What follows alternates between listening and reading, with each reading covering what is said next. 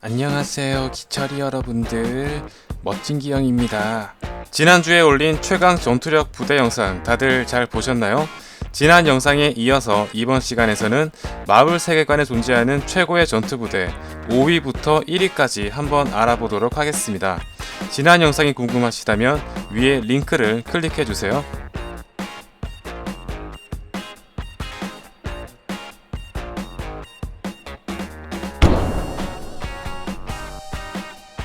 토르 2편에서 허무하게 퇴장했지만 날이 갈수록 재평가받고 있는 다크 엘프입니다.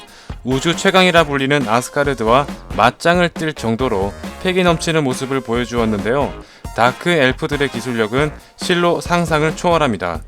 다크 엘프 종족의 수장인 말레키스는 리얼리티 스톤을 에테르로 정제시킨 최초의 인물이었으며 자유롭게 스톤을 다룰 수 있는 몇 안 되는 강자입니다. 특히 빛이 없었던 빅뱅 이전 시대부터 존재해온 종족으로서 마블 세계관에서 가장 오랫동안 살아온 종족이라고 볼 수 있습니다.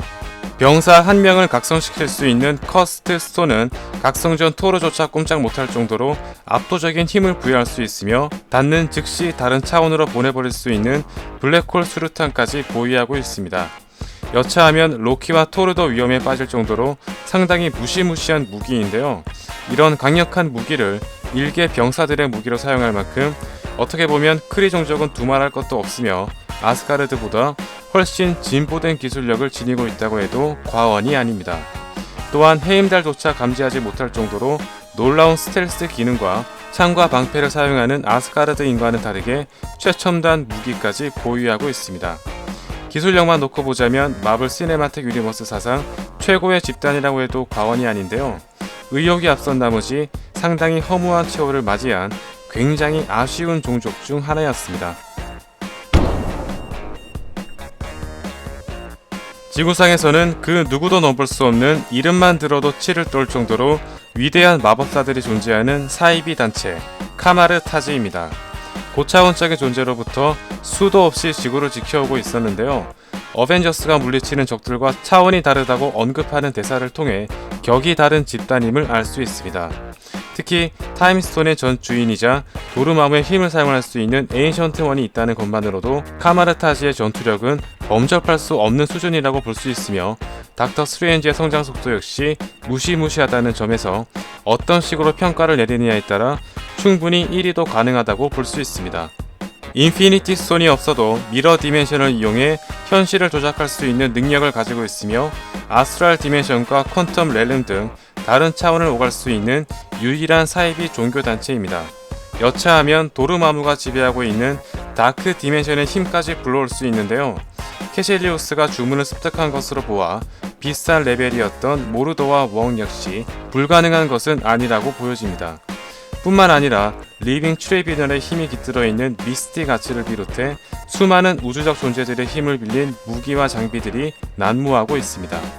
다만 캐실리우스나 모르도처럼 하나같이 배신자들이 속출되는 곳이기 때문에 타노스 부대와 마찬가지로 상당히 와해가 심한 집단이라고 볼 수 있습니다.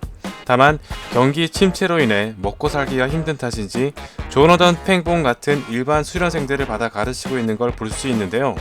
인피니티어에 등장한 웡 역시 밥 한 끼 사 먹을 돈도 없을 정도로 찢어지게 가난한 집단이라고 볼 수 있습니다. 현존 최고의 전투부대 어벤져스입니다. 첫 등장 시에는 치타오리의 인해 전술에 밀릴 정도로 약한 상태였지만 토니의 꾸준한 지원과 새롭게 영입된 인물들로 인해 가장 눈부신 발전을 이룬 집단이라고 볼 수 있습니다.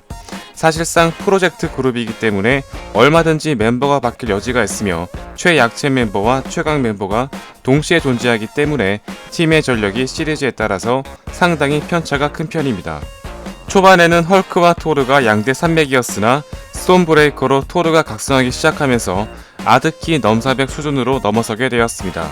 또한 아이언맨의 나노 슈트가 타노스에게 생체기를 내기 시작하면서 이전과는 비교할 수 없을 정도로 전투력이 향상되었습니다. 인피니티 스톤을 파괴할 수 있는 완다를 비롯해 마인드 스톤과 비브라늄 육체를 지닌 비전의 존재만으로도 웬만한 부대 정도는 무쌍남부를 찍을 수 있으며 스파이더맨까지 합류하면서 팀의 사기가 더욱 올라갔다고 볼 수 있습니다. 그리고 마지막으로 인피니티 스톤의 힘을 지닌 캡틴 마블의 등장으로 인해 완다와 비전이 빠진 공석이 충분히 그 이상으로 메꿔졌습니다. 다만 블랙 위도우나 호크아이, 팔콘처럼 눈에 띌 정도로 약체 멤버들이 존재한다는 점에서 자칫 잘못하면 팀의 전투력이나 사기가 상당히 꺾일 수 있다는 단점이 있습니다.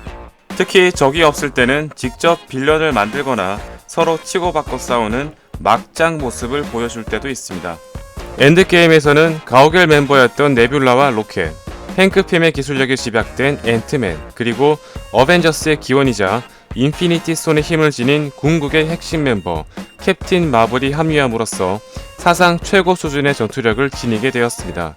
또한 현재 유일하게 타노스를 저지할 수 있는 집단이라고 해도 과언이 아닙니다. 각성한 토르와 발키리조차 전혀 상대가 되지 못했던 헬라를 단칼에 리타이어시켜버린 무스펠헤임의 수르트입니다. 영혼의 불꽃과 함께 결합된 수르트의 전투력은 그야말로 상상을 초월하는데요. 파워스톤만이 가능했던 행성 파괴를 단독으로 시전 가능한 것을 볼 수 있으며 자체적인 능력만으로도 이미 인피니티 스톤에 준하는 스펙을 보여주었습니다. 특히 영혼의 불꽃은 죽은 자를 부활시키는 힘이 깃들어 있으며 수르트에게 영혼의 불꽃을 빼앗지 못한다면 죽을 때까지 수르트를 이길 수 없다고 볼 수 있습니다.